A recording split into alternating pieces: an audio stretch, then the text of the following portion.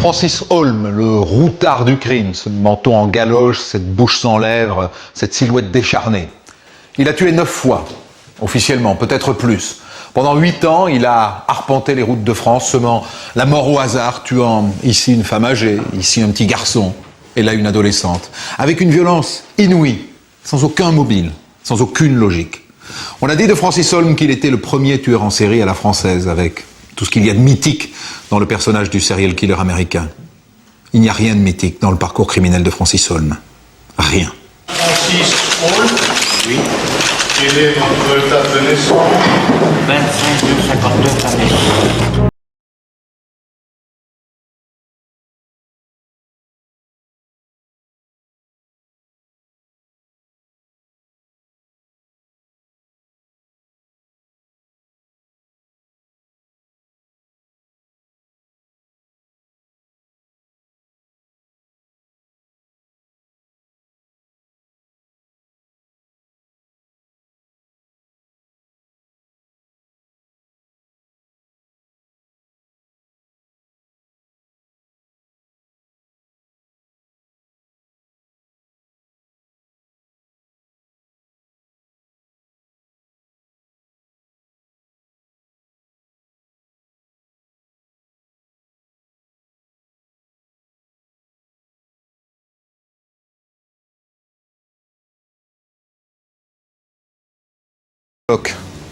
Vous êtes l'avocate du diable, d'un monstre. Je ne suis pas l'avocate du diable, je suis l'avocate Francis Holm, tout simplement.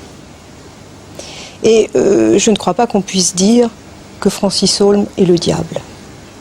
Je n'accepte pas qu'on dise ça. Ce qu'il a fait est monstrueux. Ce qu'il a fait est monstrueux, mais je crois que ça n'est pas parce que quelqu'un commet des actes monstrueux qu'il est devenu un monstre. Et n'en déplaise à la société, Francis Holm est des nôtres. Francis Holm est un être humain. Et je ne suis pas l'avocat du diable. Vous avez eu de la répugnance pour lui? Non. La première fois que vous l'avez vu, par exemple? Non, absolument pas. Non, non, non. Il faut dire que Francis Holm, ça n'est pas quelqu'un d'heureux. Quand vous le voyez en prison, vous avez affaire à quelqu'un de diminué. Bien qu'il n'ait que 45 ans, c'est un vieil homme. Et je le dis avec tous les égards qui sont dus à ses victimes, il a plus l'air d'un pauvre type que d'un tueur. C'est ici, sur cette plage de Bretagne, celle de Relecq-Kerhouan, près de Brest, que Francis Holm commet le meurtre qui le fait entrer dans l'histoire criminelle. Dimanche 14 mai 1989, à 17h10, la gendarmerie de Rennes reçoit un appel. Une femme vient d'être retrouvée morte sur la plage. Elle a été tuée de plusieurs coups de couteau. Le gendarme de permanence arrive sur les lieux. Il s'appelle Jean-François Abgral. Donc la victime était découverte ici.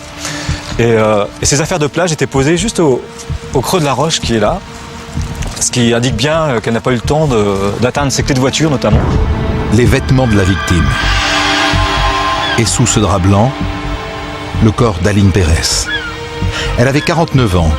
Elle était aide-soignante et mère de famille. Elle avait choisi ce coin reculé de la plage pour prendre un bain de soleil. À 17h, elle était vivante. Un témoin lui a parlé. À 17h05, des promeneurs l'ont découverte, morte. Son assassin a commis le crime en moins de 5 minutes. Et personne n'a rien vu.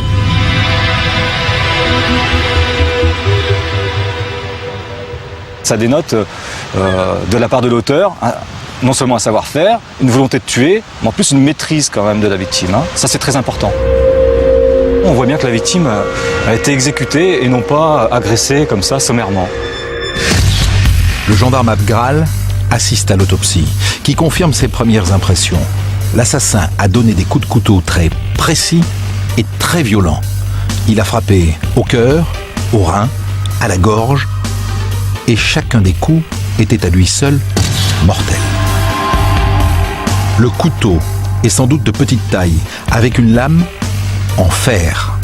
Le gendarme se rend alors chez un armurier de Brest. L'arme du crime est sans doute un opinel, couteau trop ordinaire pour être un véritable indice. rien dans la vie d'Aline Pérez ne peut expliquer le meurtre. Le gendarme pense alors à un crime de rôdeur et cherche la clé de l'énigme aux abords de la plage. On va s'apercevoir qu'à cet endroit-là, notamment, il y avait des SDF, des gens qui vivaient dans des squats pas très loin, là, qui passaient à cet endroit-là et qui venaient boire leur bière, qui cachaient des bouteilles de vin dans les taillis, etc. Et donc finalement, ça nous amène à travailler ou à essayer de retrouver une autre population. Un témoin a vu 2 hommes mal habillés qui observaient Aline Pérez depuis la route qui surplombe la plage. Mal habillés, dit-il. Il se trouve qu'un centre Emmaüs accueille des SDF à quelques centaines de mètres de la plage. Le gendarme Abgral s'y rend aussitôt. La plupart des pensionnaires ont quitté le centre dès le lendemain du crime, sans doute pour ne pas avoir affaire à la police, mais il a leur nom. Une liste de noms qu'il diffuse immédiatement dans toute la France.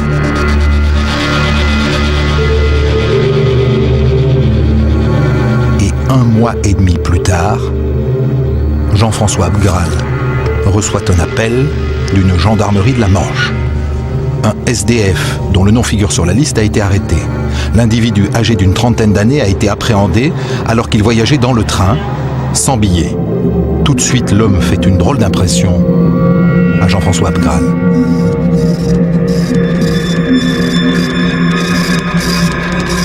J'ai quelqu'un qui m'observe en permanence, qui est sur ses gardes, et étonnamment sur ses gardes, pour quelqu'un qui n'a rien fait, et qui va rapidement tenir des propos qui paraissent incohérents.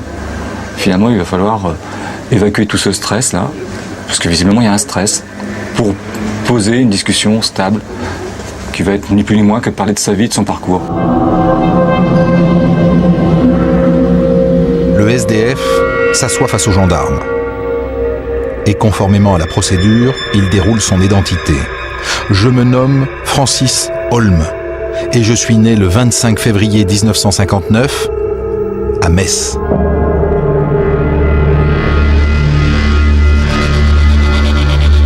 Il va me décrire un mode opératoire qu'il a appris à l'armée pour neutraliser une sentinelle, qui en fait est le mode opératoire ou les coups que la victime a reçus à Brest.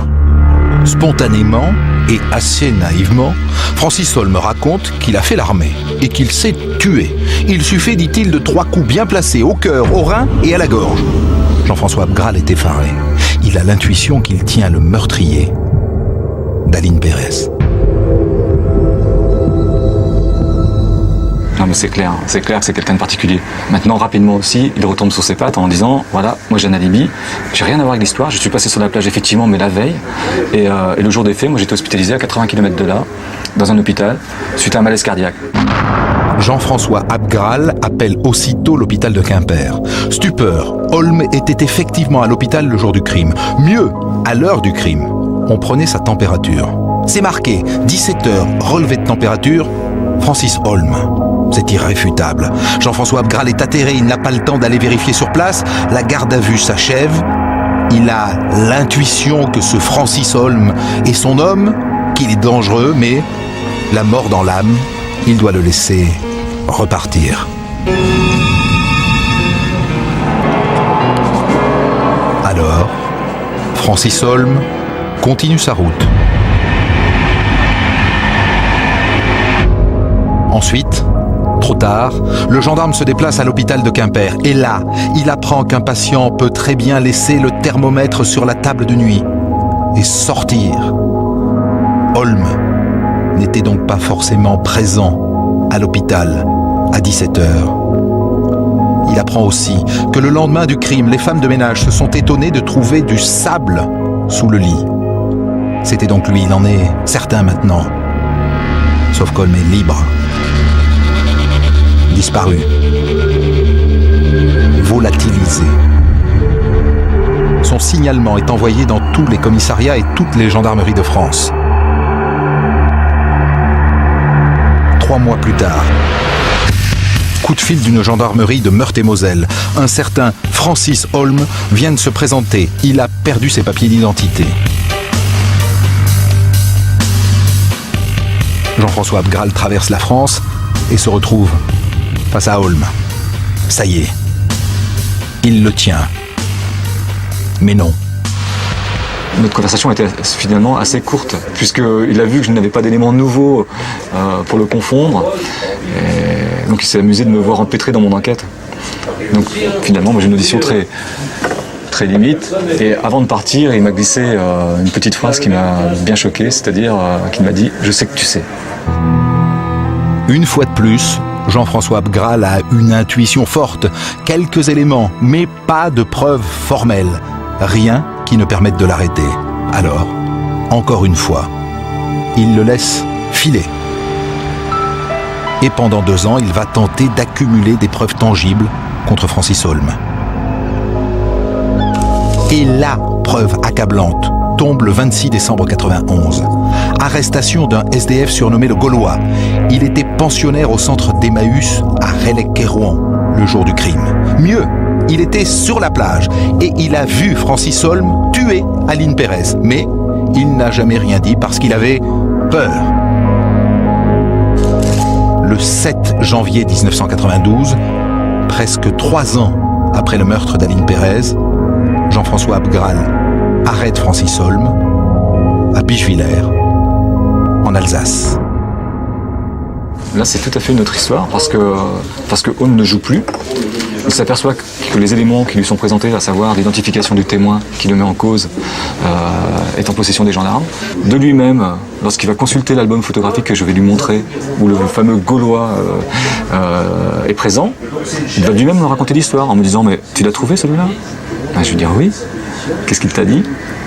Ben, que c'est moi. Et puis il va expliquer l'histoire, les coups de couteau, par où il s'est sauvé, il va faire un schéma en expliquant sa position sur la plage, la position de la victime, la position du Gaulois, quelque chose d'extrêmement précis, quel couteau il a utilisé. Son alibi nous explique comment il est sorti de l'hôpital, par où il est passé, comment il est revenu. Et il explique l'homicide qu'il a commis à Brest tout à fait spontanément et en détail, sans jouer. Et très vite, Jean-François Abgral va comprendre qu'il a arrêté non pas l'assassin d'Aline Pérez, mais un tueur récidiviste. Celui qu'on va surnommer le routard du crime.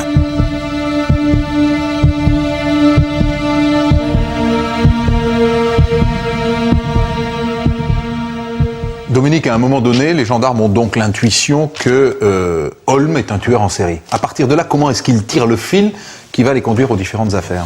Et les gendarmes, pour reconstruire l'itinéraire de Francis Holm, ils vont se servir de registres dans lesquels figure son nom. C'est un service de la gendarmerie qui s'appelle le STRJD, le service technique de renseignement judiciaire, qui va chercher dans les registres de la SNCF, parce que Holm prenait souvent le train, et quand il prenait le train, il voyageait sans billet, il était verbalisé, il donnait sa véritable identité, donc ça va laisser des traces dans les registres de la SNCF.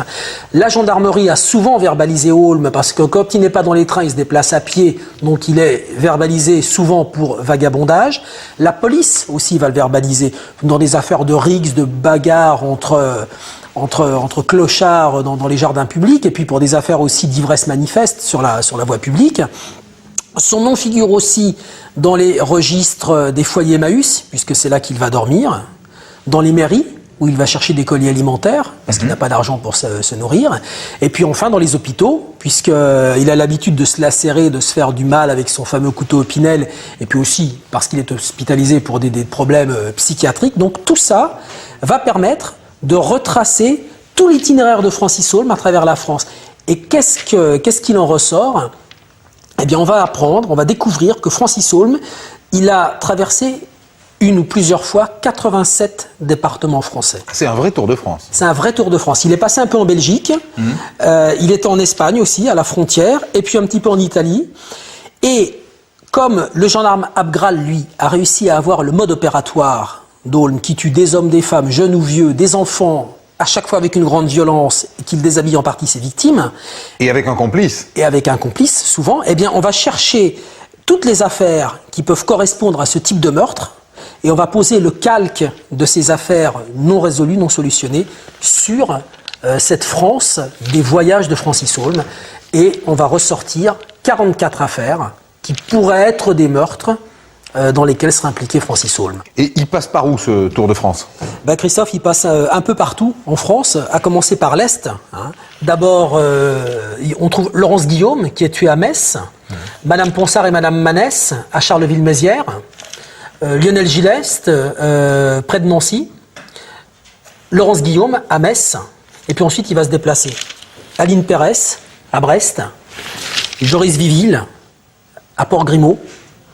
Et puis, il y a d'autres affaires dans lesquelles il sera soupçonné. Donc, on parle aussi d'une affaire du côté de Saint-Jean-de-Luz.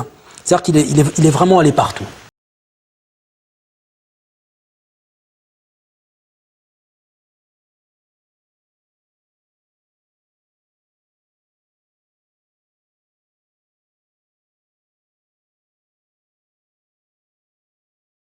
La société française d'aujourd'hui, une sorte de fascination pour les tueurs en série. Fascination inacceptable si on se situe du côté des victimes. Car quand il tue, Holm est d'une sauvagerie absolument incroyable. Lionel Gineste a été étranglé et égorgé. Annick Maurice, étranglée elle aussi. Georgette Manès et Ghislaine Ponsard, tuées de dizaines de coups de couteau. Joris Viville, étranglé et achevé de 83 coups de tournevis. Sylvie Rossi, tuée à coups de pied, à coups de poing et piétinée. Aline Pérès a été égorgée et poignardée. Une sauvagerie qu'il ne faut jamais oublier quand on entre dans l'histoire personnelle de Francis Holm. Francis Holm, oui. Quelle est votre date de naissance? 25/2/59 année. Francis Holm est le premier enfant de Marcel et Nicole Holm. Il a 7 ans quand sa petite sœur Christine vient au monde. Elle est aujourd'hui encore la personne dont il est le plus proche. Ma mère était donc femme de ménage, mon père était électricien, tous les deux travaillaient, ils nous nourrissaient. On était très simples. Lorsque Francis Holm évoque ses parents, son jugement est tranché. Sa mère est une sainte, son père un fauve qui bat sa femme et rend tout le monde malheureux. J'ai vu mon père frapper ma mère, je l'ai vu, je ne vais pas le cacher. On a souffert vraiment, c'était une enfance pourrie. On a tout vu, Ah, moi j'adorais sa mère. Elle était trop géniale, sa mère. Elle était gentille avec nous, tous, hein. Mais pas le père. Le père, ils n'avaient pas le droit d'avoir des copains, ils n'avaient pas le droit d'avoir des copines. Ils avaient le droit à rien.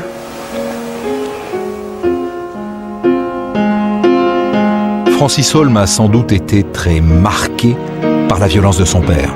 Mais ça n'explique pas tout, car petit déjà, il avait un comportement bizarre, un certain retard intellectuel.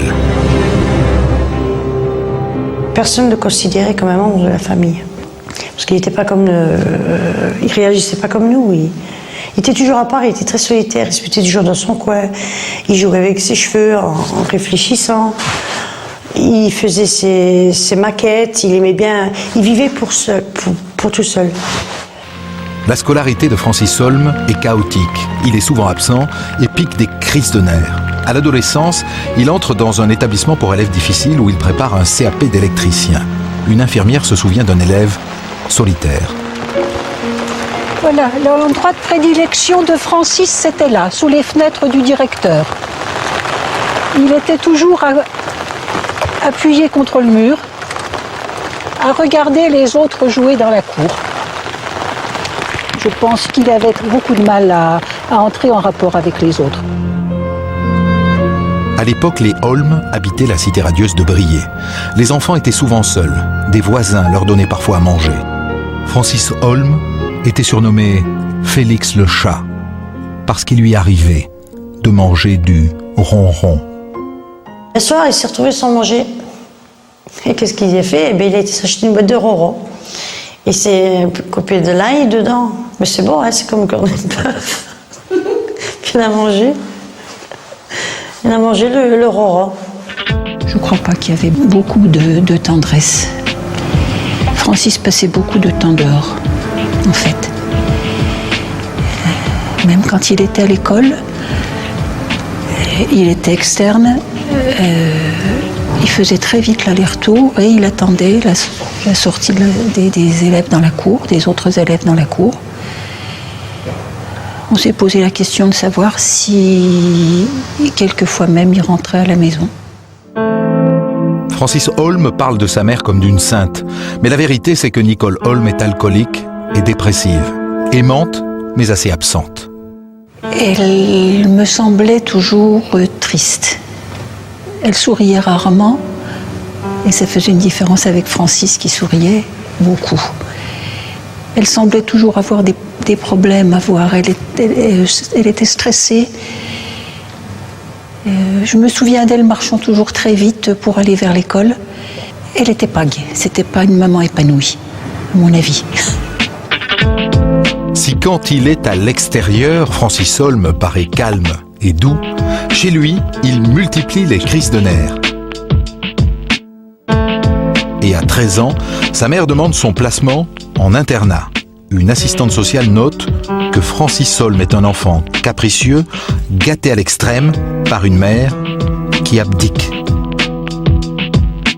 Mon frère, oh là là, il était encore dans le ventre. Il était encore dedans.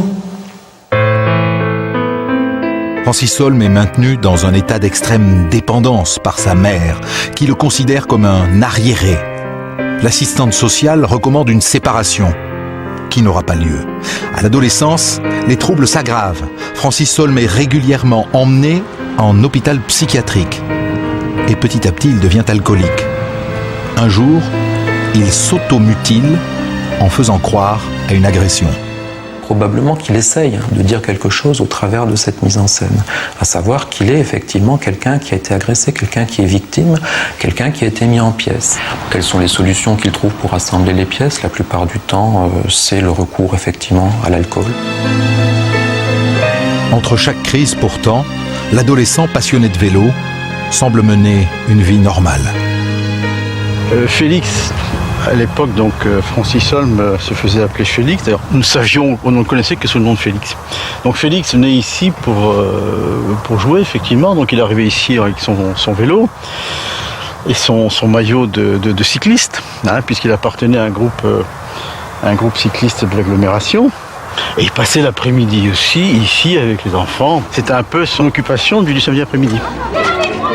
Pour nous, il y avait toujours cette apparence de Félix, c'est-à-dire cette espèce de grande saucisse édentée, et qui donnait quand même l'impression d'être pas bien dans sa peau. Donc on le sait maintenant, il avait véritablement un problème, mais il n'a jamais été agressif.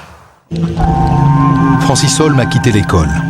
Il est réformé du service militaire pour troubles nerveux, alors il travaille sur des chantiers.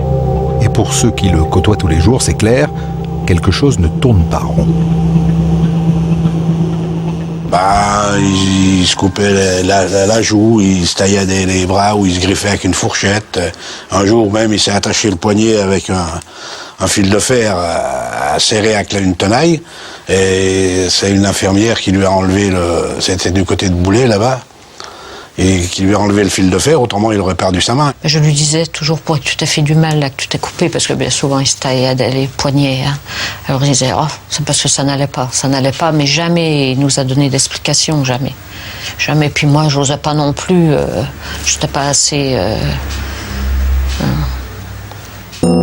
Francis Holm se fait-il du mal pour attirer l'attention? Son entourage, en tout cas, n'entend pas son appel au secours. Quand on travaillait sur le chantier et qu'on ferraillait, il avait du mal de voir les fils de fer, il tâtait avec les doigts comme un non-voyant, quoi. Et je me suis attelé à ce qu'il porte des lunettes, parce que ses parents ne voulaient pas investir dans les lunettes pour lui. Là, il m'a dit merci, maintenant je vois clair. Hein. Parce que disons qu'il ne s'était jamais rendu compte de ce que c'était de voir clair. Hein. Les Holm sont revenus vivre à Metz.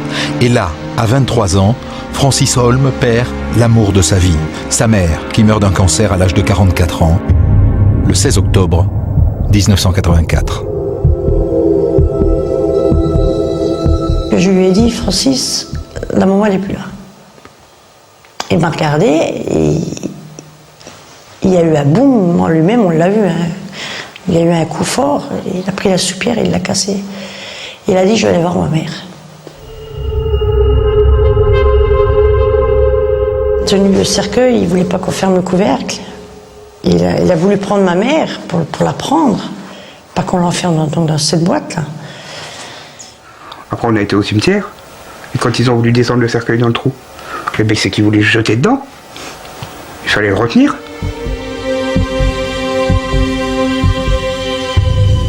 Francis Holm fait alors 2 tentatives de suicide. Il est interné à l'hôpital psychiatrique de Jury. À sa sortie, il retourne sur les chantiers. Il continue de boire beaucoup. À cette époque, il ne fait pas peur, mais pitié. À l'époque, comme il se comportait avec nous, moi j'aurais cru plutôt qu'il se ferait du mal à lui. Mais il s'en est jamais pris à quelqu'un d'autre. Bon, comme sur tous les chantiers, il y avait des petits accrochages, des petits trucs comme ça, mais ça n'allait jamais à des trucs comme ça. Hein. C'était... 3 semaines après la mort de sa mère, Francis Holm tue Lionel Gineste. Personne ne se doute de rien. Il a commencé de devenir un criminel quand après la disparition de sa mère. Et la disparition de sa mère, ça a été un déclic phénoménal dans sa vie. Et c'est là que cet homme-là a basculé dans le crime. Il boit de plus en plus. Et en octobre 85, il perd son emploi et se retrouve seul, rue Saint-Marcel. Sa mère est morte, sa sœur est mariée, son père s'est installé avec une autre femme. Il faisait des crédits chez un petit épicier. Le loyer n'était jamais payé, donc le propriétaire, c'est tout à fait normal. Hein. Mon frère a fini dans la rue, et puis il a fait Armée du Salut, et puis il a fait sa route. Puis il a fini, on va dire, vagabond. Auparavant, Francis Holm s'installe quelque temps chez sa grand-mère maternelle, alcoolique elle aussi, qui l'entraîne encore plus dans l'abîme. En 1986, Francis Holm décide donc de prendre la route. Il a 25 ans, plus rien, ni personne ne le retient. Docteur Masson, évidemment, l'enfance de Francis Holm est touchante. On voit qu'il a beaucoup souffert, que son père était extrêmement violent et qu'il avait avec sa mère une relation fusionnelle dangereuse. Ça peut expliquer ça? En grande partie. En grande partie, effectivement, l'étude de son passé montre qu'il était victime d'une maltraitance physique certaine, de même que sa mère d'ailleurs, selon ses dires, et qu'il a été, dès l'âge de 15 ans ou 16 ans, ensuite placé dans diverses institutions, etc. Et bien sûr que tout individu est profondément marqué par son passé, et si c'est un passé de violence, ça ne reste jamais sans séquelles. Alors, il y a chez Francis Holm quelque chose d'aussi lourd que son passé. C'est une maladie génétique que vous avez identifiée, vous, qui s'appelle la maladie de Klinefelter. Alors, comment est-ce que vous découvrez qu'il a cette maladie génétique? C'est une maladie qui est assez rare, et on la découvre, on la soupçonne d'abord. On la soupçonne de par les éléments cliniques. À savoir que ce sont des individus qui sont d'un niveau intellectuel assez faible. Et c'est le cas de Holm. C'est son cas. Qui ont un morphotype, c'est-à-dire une morphologie un peu qu'on appelle eunuchoïde, c'est-à-dire un peu d'adolescent. C'est un adulte, bien entendu. Il avait 35 ans quand je l'ai vu, mais il avait une espèce d'allure d'adolescent, de grand adolescent, avec un thorax plat. Et puis au niveau de... Donc le thorax, puis il y a quoi d'autre? Le thorax, le niveau intellectuel. Oui. Et puis, je le gardais en dernier, car on ne le fait pas fréquemment, l'examen de l'appareil génital, de l'appareil génital externe. C'est-à-dire que, ayant soupçonné l'éventualité d'une anomalie de ce type, et ayant le droit de pratiquer un examen physique, aussi sommaire soit-il, parce qu'on est dans des conditions de cellules à la maison d'arrêt, donc on n'est pas équipé pour, et j'ai pris sur moi de lui demander de se laisser examiner l'appareil génital externe. Et je lui ai tâté les testicules, et j'avais un élément là majeur, j'ai découvert une anomalie de testicules, c'est-à-dire une atrophie testiculaire. C'est-à-dire de petits testicules qui sont caractérisés caractéristique de la maladie de Klinefelter. Enfin, c'est un des éléments caractéristiques de la maladie de Klinefelter. Et ça se traduit par quoi? Par un surplus de féminité, c'est ça? Oui, on peut résumer comme ça. Donc Holm était plus féminin qu'un homme normal de son âge. Il a, au plan chromosomique, des éléments féminins. Ce qui explique, au moins en partie, une sexualité masculine très mal campée, une identification à l'homme très mal campé et des tendances homosexuelles indéniables. Et refoulées. Et refoulées, dont il se défend, bien entendu. Mais ça peut conduire au crime, ça? Au crime répété? Non, ça ne peut pas conduire au crime répété, mais ça peut fournir une ébauche d'explication. Au moins, ça peut donner une explication en partie. Il est aussi décrit dans la littérature des difficultés à gérer leurs pulsions, y compris dans le domaine de la sexualité. Et donc, il est connu que chez les Klinefelter, il y a des troubles comportementaux. Quand on regarde le parcours criminel de Holm, on s'aperçoit que le mode opératoire, comme disent les criminologues, est à peu près toujours le même. Holm recrute un complice. Quand il y a viol, ça n'est pas Holm qui viole, mais le complice. En revanche, c'est toujours lui, Holm, qui tue, sauvagement. Ce scénario, il le met en place dès le premier crime, celui d'une jeune fille qui s'appelait Lionel Gineste. Le 6 novembre 1984, Lionel est retrouvée morte dans la forêt de Puvenel, près de Pont-à-Mousson. 109, 110, 111, 112, 113, 114. C'est là. Donc le corps a été retrouvé ici, là. La tête là-bas, il est à plat ventre, les coudes relevés et les jambes les unes sur les autres, ce qui montrait qu'elle avait été portée par deux hommes. Lionel avait 17 ans. Comment elle était, Lionel? Dynamique, un vrai rayon de soleil. Quand elle rentrait dans une pièce, tout s'éclairait. Elle était très moderne, très mûre pour son âge. Et puis, elle était super belle. Et alors là, de l'autre côté, là-bas, il y avait les slips, le slip, les chaussettes et les chaussures. On retrouvera le reste des vêtements plus tard, loin des lieux du crime, dans la forêt de Fac.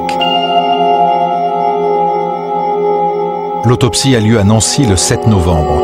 Elle montre que la victime a eu des rapports sexuels récents.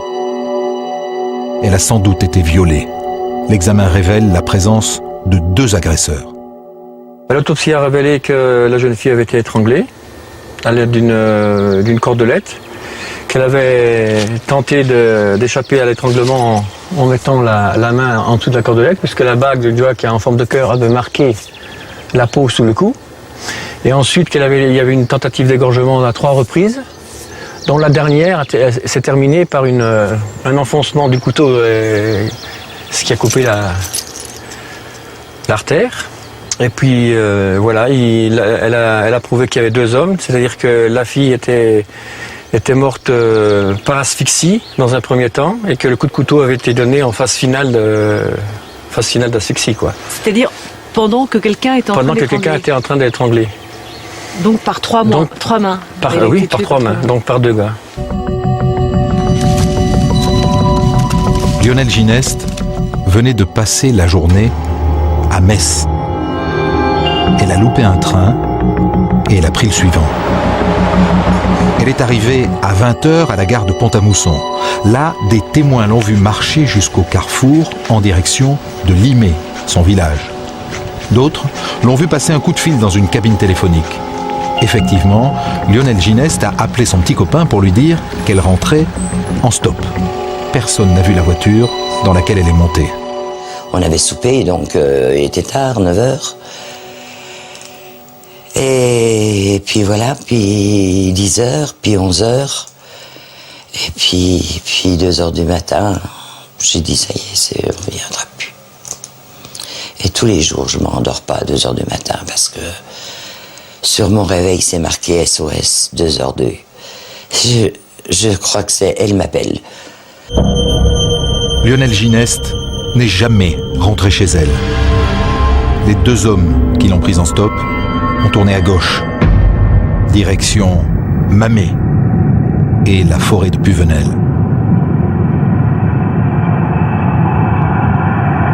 Il connaissait bien la région car la forêt n'est pas indiquée.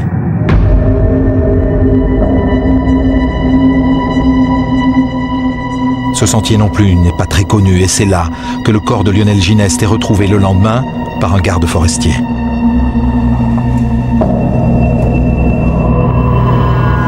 Ses parents sont prévenus.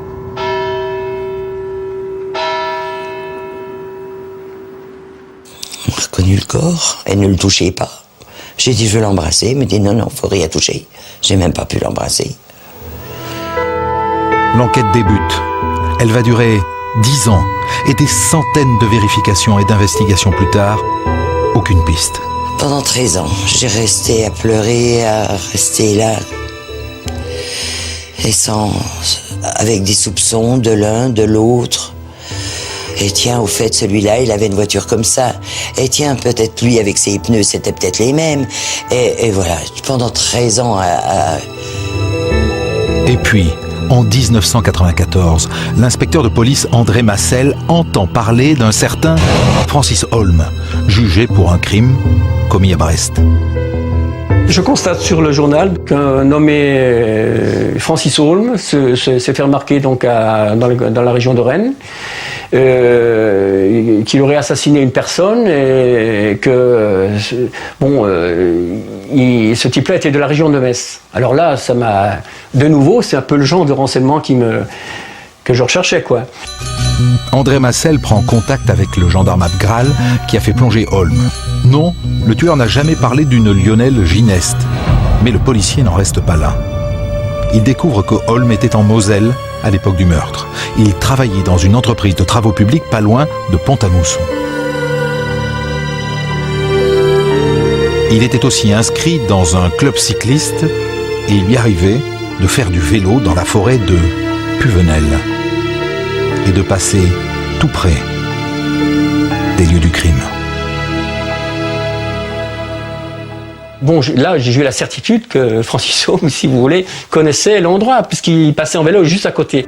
Francis Holm participait également à la grande marche annuelle organisée dans la région. Où passe l'itinéraire de la marche? À 10 mètres de l'endroit où ont été jetés les vêtements de l'autre côté de Pont-à-Mousson, dans la forêt de Fac. Vous voyez, là le filet sur serre, quoi. Francis Holm est interrogé par André Massel à l'hôtel de police de Reims, précédé par sa réputation de tueur impulsif. Bon, moi j'avais fermé la porte à clé pour pas qu'il se sauve surtout, hein. Et puis surtout, j'avais prévenu les collègues que s'ils entendaient crier au secours, il fallait qu'ils interviennent, quoi.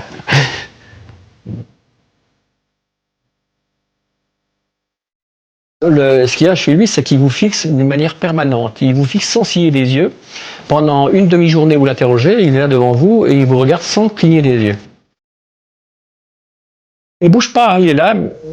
Il a un tic que ça bouge et puis c'est tout ce qu'il fait. Hein. Il est là, il vous regarde. Et bon, c'est assez impressionnant, quoi. Holm a un comportement étrange. Il nie absolument le meurtre, mais semble tout faire pour qu'on continue à le soupçonner.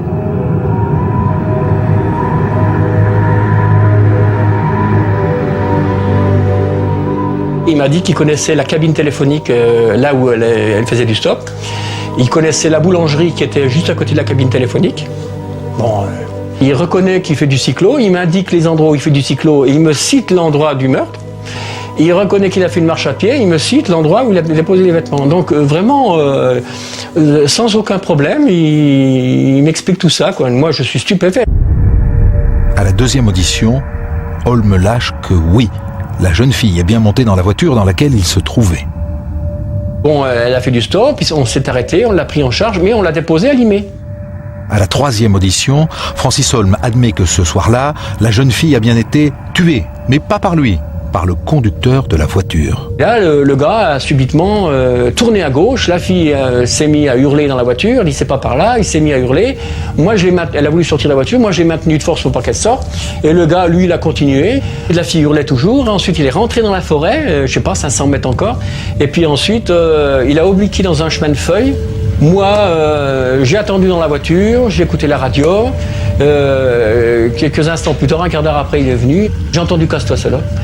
Et puis il est remonté dans la voiture, il a fait demi-tour, on est parti. Au cours des auditions suivantes, Francis Holm continue d'accuser l'autre, son complice. Mais il confirme qu'il était là, qu'il a tout vu. Il dessine même les lieux avec une grande précision. Il m'a dessiné les côtes, tout. Les virages, le chemin de terre, le chemin de bois, tout. Ah oui, il a une mémoire d'éléphant. Hein. Moi, je l'ai félicité pour son dessin. Je l'ai félicité, je lui ai dit, bon, tu es un bon dessinateur. Il est tout content. L'inspecteur veut le nom du complice. Francis Holm en donne plusieurs, mais aucun n'est le bon. On dirait qu'il s'amuse.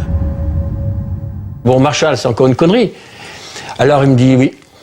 Alors j'ai dit, bon, alors qui c'est? Il dit, bon, je vais vous dire la vérité, c'est Parachini. Il me donne le prénom et tout, bon, Parachini. Alors je dis, c'est lui. Ah oui, ce coup-ci, c'est lui. Alors j'ai dit, c'est encore une connerie. Puis il me dit, oui. Il me dit, écoutez, de toute façon, j'en ai marre, je ne sais plus le nom du gars, et si jamais je le sais, je le donnerai au juge d'instruction, je ne manquerai pas de le donner au juge d'instruction. Holm est donc présenté au juge et, comme promis, il donne au juge le nom de son complice, Joseph Molins. Il travaillait avec lui sur des chantiers et Holm l'a entraîné dans sa folie. C'était les circonstances, je pense, uniquement les circonstances. Ça se passe dans on va dire 5 minutes de la vie de notre client. 5 minutes de la vie de notre client, où ça bascule complètement. Ce sont des êtres faibles en ce sens que dès que quelqu'un lance une idée, ils ont une tendance à la suivre. Ils n'ont pas de capacité de résistance. Joseph Molins est arrêté. Il avoue sa participation au meurtre. L'affaire Lionel Gineste est résolue.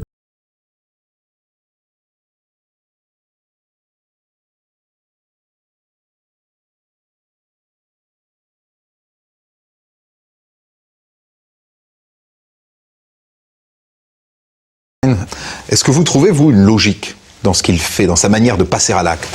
Il n'y a pas une logique à proprement parler. C'est une grande errance, ponctuée de passages à l'acte, qui se font jamais seuls, et qui sont indépendants du sexe et de l'âge des victimes. Et c'est une espèce de mise en scène où il projette ses comparses, auxquels il donne un rôle plus ou moins privilégié, mais c'est en quelque sorte le metteur en scène. Comment est-ce qu'il arrive à convaincre systématiquement quelqu'un qui, alors lui, n'a pas du tout, encore moins que lui, le profil du serial killer, à l'accompagner et aller jusqu'au bout de cette folie? Alors, il est dans des groupes, dans l'affaire où je suis intervenu. Donc il était en cure de désintoxication, c'était peut-être sa 15e cure de désintoxication, et il a entraîné des camarades de beuverie, et il a réussi, comme c'était des esprits relativement faibles, à leur déterminer tel rôle au sujet du rapt, puis du viol, etc. Donc il a une espèce de discrimination qui lui permet de trouver l'esprit le plus faible, qui pourra manipuler, et qui sera son espèce de double efficient sur le plan sexuel, lui terminant en quelque sorte l'affaire. Ce qui est assez surprenant, c'est que vous le disiez, ces victimes n'ont jamais le même profil. C'est pas toujours des femmes, c'est pas toujours des hommes, c'est pas toujours des vieux, c'est pas toujours des jeunes, c'est parfois des enfants. C'est en ce sens qu'il ne peut pas avoir le label de serial killer, de tueur en série. Il est hors du champ de cette détermination. C'est quelqu'un qui est un tueur, indiscutablement, mais qui n'appartient pas à ce repérage que la filmologie, que l'actualité nous a montré, qui est le tueur en série, organisé, intelligent, avec un protocole opératoire. Là, tout est improvisé, mais dans le sens de la violence et d'explosivité. En 5 ans, Holm se rend plus de 100 fois de lui-même dans des hôpitaux psychiatriques, souvent à cause de l'alcool pour des cures de désintoxication. Pour se faire interner, il va parfois jusqu'à s'auto-mutiler. Cambrai, Lens, Bayonne, Morlaix. Dans chaque hôpital, le diagnostic est le même. Il tourne autour des termes de psychopathie, de déséquilibre psychique, de sociopathie, de personnalité antisociale. Parfois, on va mettre davantage en avant le côté d'alcoolisme chronique, le côté de libération des pulsions déclenchées par la prise d'alcool.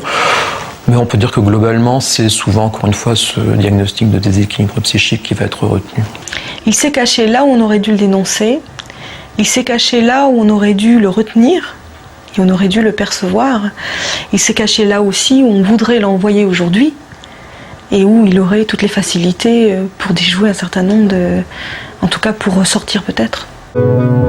Plus de 100 fois, il est hospitalisé. Et à chaque fois, on le laisse ressortir. Les médecins ne sentent pas qu'il est dangereux. Ils ne voient pas venir l'assassin.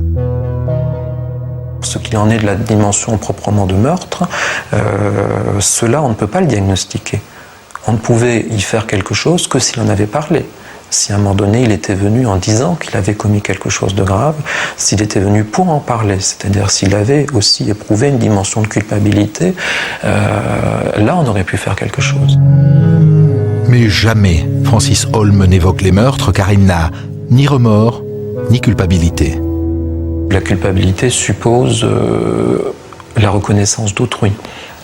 Il n'a pas cette reconnaissance pour lui-même. Donc ne l'ayant pas pour lui-même, il ne l'a pas pour autrui. Donc il n'a pas véritablement de considération pour ses victimes non plus. À chaque fois qu'il tue, Francis Holm a beaucoup bu. Beaucoup. Il tue d'ailleurs souvent accompagné par ses compagnons de beuverie. Il n'est pas organisé dans son passage à l'acte. C'est l'occasion, la victime qui est bien placée, les conditions qui sont adéquates, l'alcoolisation, les médicaments, le complice, la voiture, etc. Un certain nombre d'éléments qui font qu'effectivement il va rentrer en crise. Quand il enlève et tue Lionel Gineste, il a une vingtaine de bières dans le sang. C'est son premier meurtre, il ne pourra plus s'arrêter de tuer. Et là, dans le premier meurtre, probablement qu'il découvre quelque chose de nouveau pour lui, à savoir qu'il peut être celui qui détruit l'autre. Il peut être celui qui met l'autre en pièces.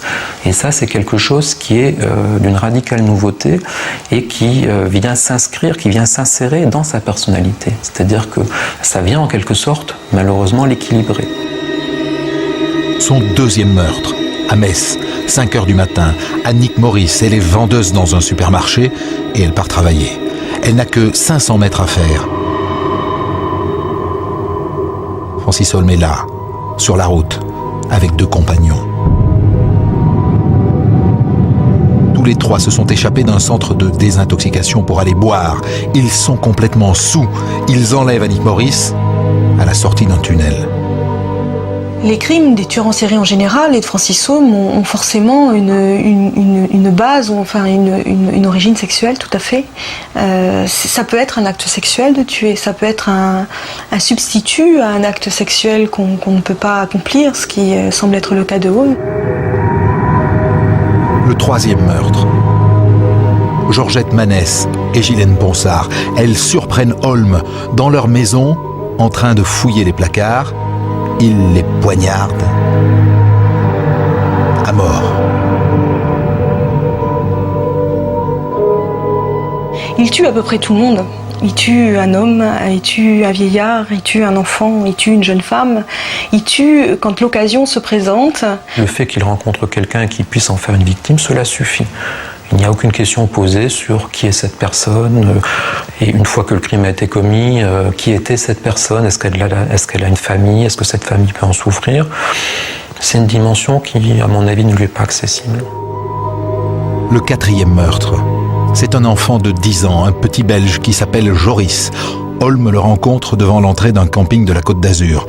Joris est enlevé, emmené à 20 km de là et massacré. Le soir même, de retour à l'hôpital, Francis Holm fait une crise de nerfs et pour la première fois, il dit « J'ai tué ».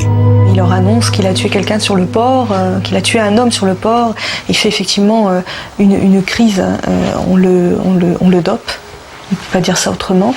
Et on ne fait pas la relation avec la disparition d'un enfant qui est annoncé le lendemain par tous les journaux. Et effectivement, on le garde quelques temps sous ses médicaments et puis on le met dans le train, retour à Metz. Pourquoi on le met dans le train? Peut-être qu'on s'en débarrasse. Une fois de plus, l'institution psychiatrique est passée à côté du routard du crime, qui pour la première fois pourtant vient de leur dire qui il était. Francis Holm tue le petit Joris Viville en avril 89 à Port-Grimaud, dans la région de Saint-Tropez. Et quelques temps plus tard, vous assistez à la reconstitution du meurtre. Ça se passe comment? Mais on est plusieurs journalistes. Hein. Ça se passe sous une pluie battante. Les gendarmes ont posé une immense bâche bleue pour nous empêcher de voir ce qui se passe, mais on est quelques-uns à avoir réussi à entrer dès l'aube à l'intérieur du camping. Donc vous voyez tout? On voit tout ce qui se passe. Donc Francis Holm arrive, c'est vrai que c'est assez impressionnant de le voir, il est immense, il est sous un parapluie, il a l'air complètement absent, comme si cette histoire ne le concernait pas. On a amené une voiture. L'histoire de Joris, donc, c'est un petit enfant de 10 ans qui est là, qui est flamand, donc qui ne parle pas français, qui sort du camping ce jour-là. Il est en vacances avec ses parents. Il est en vacances avec ses parents. Il croise Francis Holm. Francis Holm lui demande quelque chose. Et donc, nous, c'est la scène à laquelle on assiste. Holm appuyé sur l'aile avant d'une voiture qui s'adresse à ce petit garçon qui arrive, qui est représenté par un gendarme, hein, donc, et qui lui pose une question, et le gosse répond en flamand parce qu'il est flamand. Donc Holm ne comprend pas, et on le voit qui s'avance vers Joris, toujours le gendarme. À ce moment-là, on interrompt la reconstitution. Il y a des gendarmes qui prennent des photos et on apporte à la place du gendarme, ça c'est impressionnant, je m'en souviens, un petit mannequin. Ouais. Et là, le gendarme qui faisait Joris s'en va. Holm prend le mannequin par le cou, il lui serre le cou, il le secoue. Et quand il le lâche, le corps tombe. Donc là, il y a des gendarmes qui font des photos. La juge demande aux gendarmes de faire des photos. Il prend le corps. Nous, on regarde ça, on est médusés. C'est vraiment. Et puis, il le pose sur la banquette arrière de la voiture. Alors, on ne sait pas si c'était cette voiture-là. Ce jour-là, c'est une Citroën. Il le pose sur la banquette arrière de la voiture. Il referme la portière. Il monte s'asseoir à l'avant de la place passager. Et celui qui était son complice, qui est représenté par un gendarme, vient s'asseoir à la place du conducteur et la voiture s'en va. Et donc, la reconstitution va se poursuivre ailleurs? Oui, nous, on verra pas ce qui va se passer, on le saura ensuite. Donc ça se passe à 8 km de là, à l'endroit où on retrouvera le corps de Joris, frappé de 83 coups de tournevis. Mais est-ce que il accepte, Holm, de refaire les gestes du crime? La juge Gaudron va lui demander, Laurence Gaudron va lui demander, va lui dire, vous avez dit aux gendarmes, vous l'aviez frappé, refaites les gestes, et Holm lui dira, non, je ne l'ai pas frappé, il refuse. Et le complice, est-ce qu'il sera un jour identifié? Non. Le complice ne sera jamais identifié, on ne saura jamais. Holm va donner des descriptions différentes, des noms différents. On ne saura jamais qui a fait ça. En tout cas, comme souvent, il y avait quelqu'un avec Holm. Il y avait quelqu'un avec Francis Holm qui conduisait la voiture, puisque Holm, non seulement n'a pas de permis de conduire, mais il est totalement incapable de conduire une voiture. Pourquoi? Parce qu'il ne sait pas faire, il n'arrive pas à passer les vitesses, à conduire, à tourner le volant, c'est quelque chose qu'il est incapable de faire. Francis Holm poursuit sa route. 5e meurtre, il tue Aline Pérez sur la plage près de Brest. C'est là qu'il croise pour la première fois quelqu'un qui comprend qui il est, le gendarme Abgral. Mais Abgral manque de preuves et il continue sa route. 6e crime, Sylvie Rossi près de Reims. Il la tue à coups de poing et à coups de pied. 7e meurtre, Laurence Guillaume, à la foire de Metz. Elle rentre chez elle, en scooter. Holm vient de faire la connaissance de son cousin. Il décide d'en faire son complice. Tous les deux la suivent, son cousin la viole, Francis Holm la tue.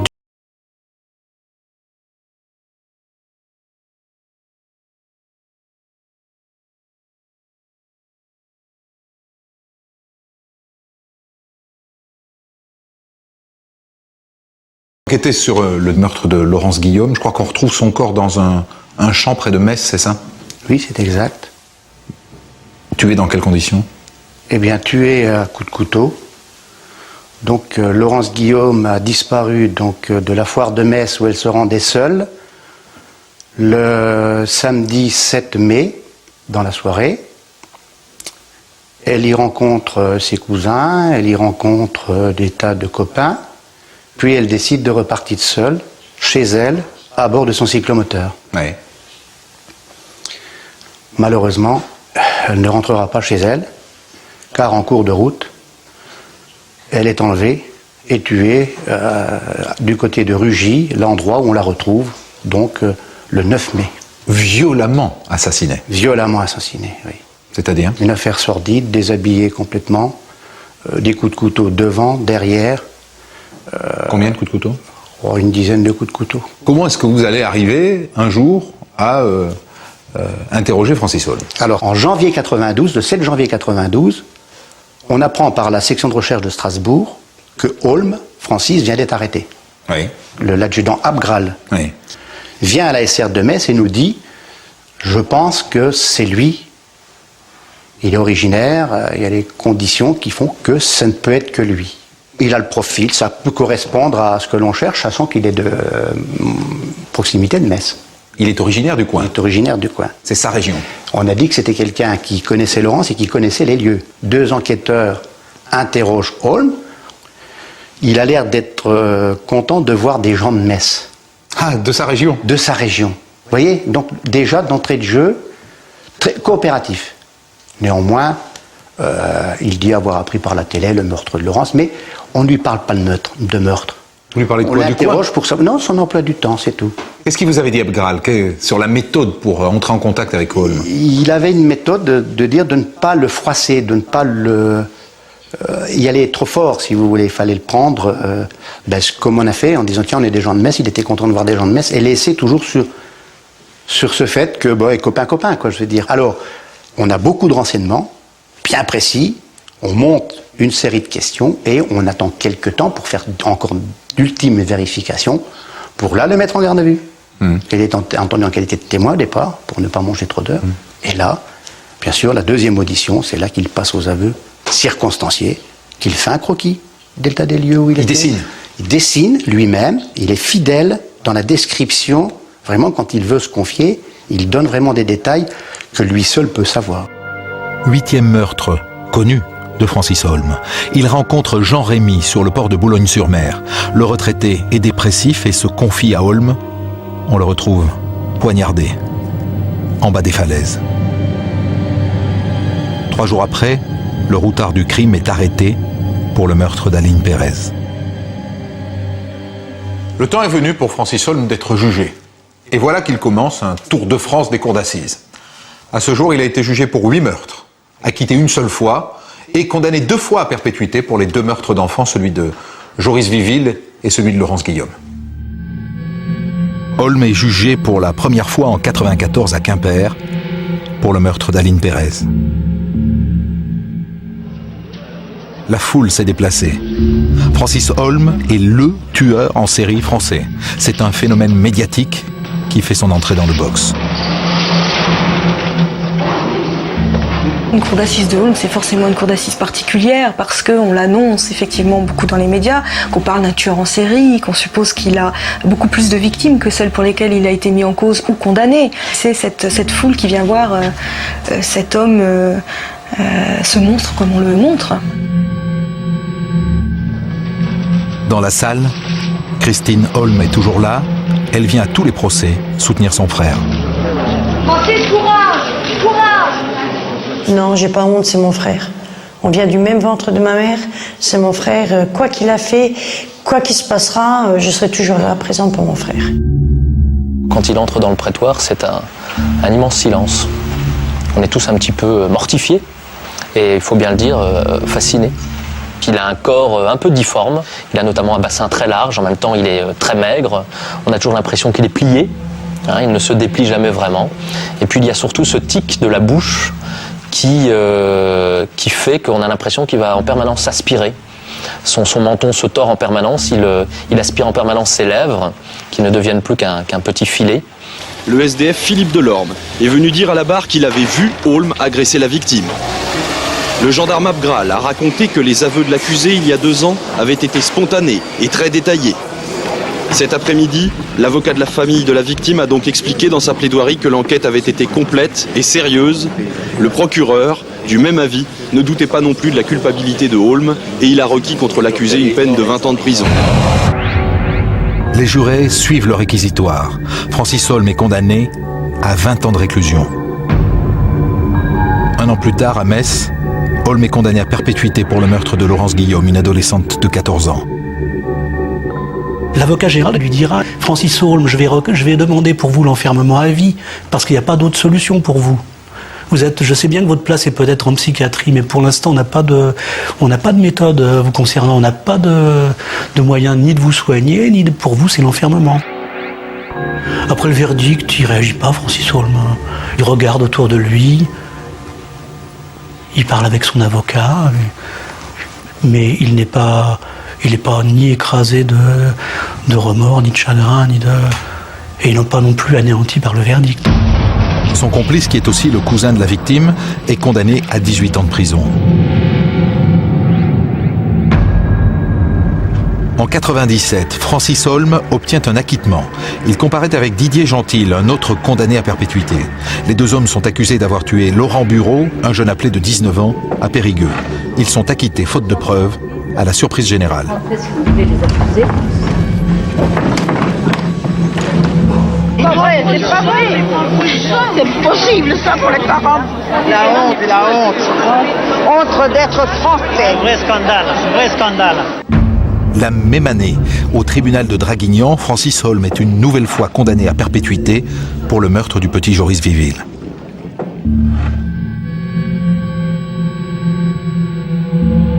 Quand il est condamné à perpétuité, quand il est condamné à 30 ans, il réagit pas, il ne réagit pas.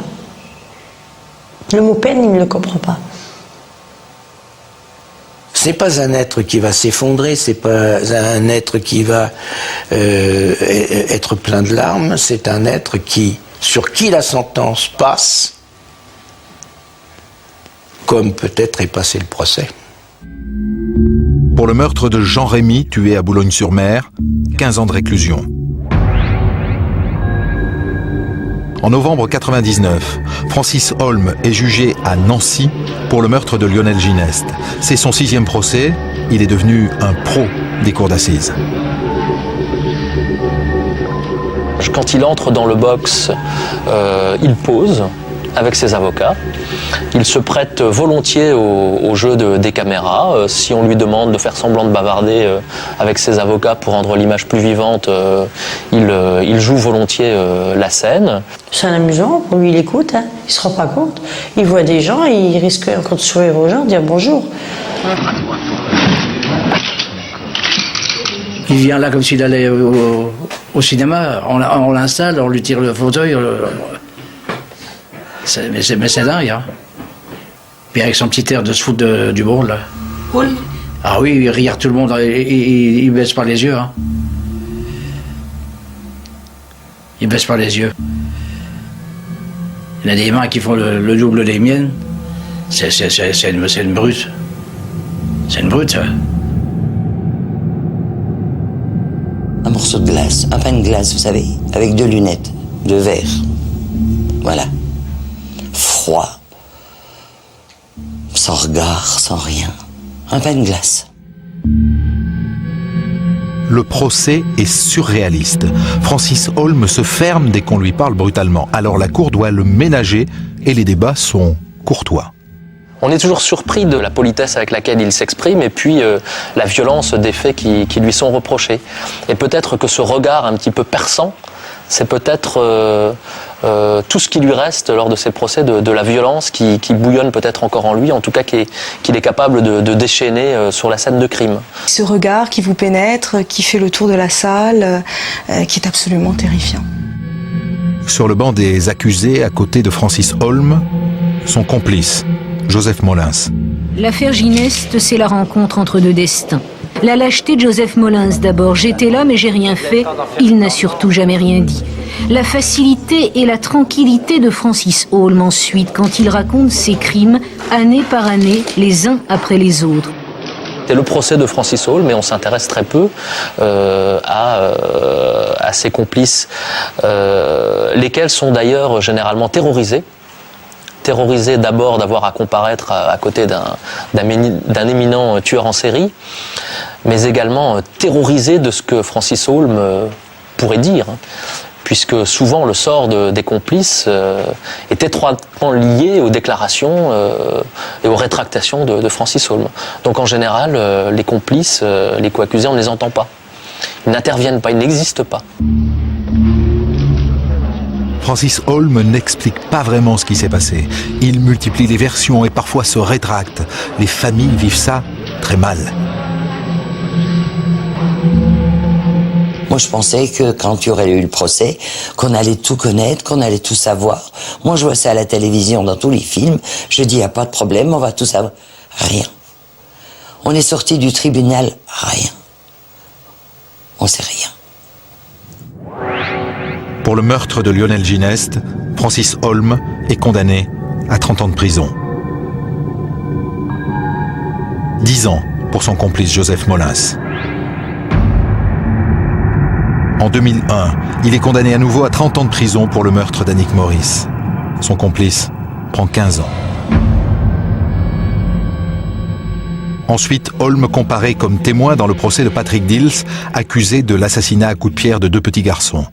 Holm était dans la région au moment du crime. Les avocats de Dils pensent que c'est Holm qui a tué et que leur client est innocent. Et manifestement, ils arrivent à en convaincre les jurés puisque Dils, qui vient de faire 15 ans de prison, est acquitté. Pensez-vous qu'il a commis l'assassinat d'Alexandre et Cyril à Montigny-les-Metz, crime pour lequel Patrick Dils avait d'abord été condamné, puis a été innocenté sur la base du fait que Francis Holm était dans la région et que c'est sans doute lui? Alors, je peux déjà vous dire que Francis Holm était dans la région parce qu'il y habite. Ce qui n'est quand même pas extrêmement significatif. Je veux bien que quand il passe dans le midi de la France ou en Bretagne, on en tire quelques conséquences. Oui, pourquoi pas. Bon, là, Montigny, c'est là qu'il habite. Il habite chez sa grand-mère à 5 km du lieu où les 2 enfants sont morts. Premier point. Et puis je dirais que pour le reste, ma foi, on peut quand même s'en référer à la justice. Et peut-être même à l'embarras de la justice. Parce que, comme vous le savez, il y a une enquête préliminaire contre mon client. Francis Holm a été placé en garde à vue au mois d'avril 2001 pour cette affaire de Montigny. Et depuis, alors je peux dire depuis des années, on est en enquête préliminaire. Et le procureur de la République de Metz, et le procureur de la République de Metz vient de faire savoir qu'il allait demander l'ouverture d'une information contre X et non pas contre Francis Holm. Francis Holm doit encore être jugé pour les meurtres de Georgette Manès et Ghislaine Ponsard, et celui de Sylvie Rossi. Et qui sait, peut-être pour d'autres. Qu'est-ce qu'on peut dire, qu'est-ce qu'on peut faire quand on va défendre Francis Holm dans un procès, Liliane Glauque? Alors, il faut dire déjà, et on a le droit, même si on est l'avocat de Francis Holm, d'avoir un mot pour les victimes. Et je crois que si les procès se succèdent de cette manière, au risque à la limite de lasser un peu les gens, c'est parce que chaque victime a son procès. C'est pas le procès de la victime, mais je veux dire, chaque victime a droit à ce que son affaire soit examinée. Voilà un premier intérêt de faire le procès de Francis Holm. Alors, dans ce cadre-là, qu'est-ce que je peux faire en tant que son avocat de la défense? Moi, je crois qu'il y a une chose qui reste à faire, c'est d'humaniser son image. Et à ce niveau-là, je crois que réellement, il y a des moyens, il y a des raisons. Les experts auprès de la Cour de cassation qui, en dernier, se sont penchés sur son cas, disent bien que sa responsabilité est atténuée. Il n'est pas irresponsable, mais sa responsabilité est atténuée, son discernement est entravé. Mais le vrai problème, c'est sa dangerosité, qu'on ne peut pas nier, c'est évident. Je crois que le vrai problème, c'est qu'il n'y a pas de place dans la société pour les gens, les personnes du genre de Francis Holm. Voilà. Les psychiatres considèrent qu'ils sont responsables, en tout cas qu'ils ne relèvent pas d'un internement thérapeutique. Et c'est vrai que la prison, c'est pas ce qui leur convient. Est-ce que vous pensez que Francis Holm a commis plus de crimes qu'il ne l'a dit ou qu'on ne le sait pour l'instant? En tout cas, ce que je pense, c'est qu'on lui en a imputé qu'il n'a pas commis. Ça, c'est certain. Alors, est-ce qu'il en a commis qu'on ne lui impute pas? Comment voulez-vous que je le sache?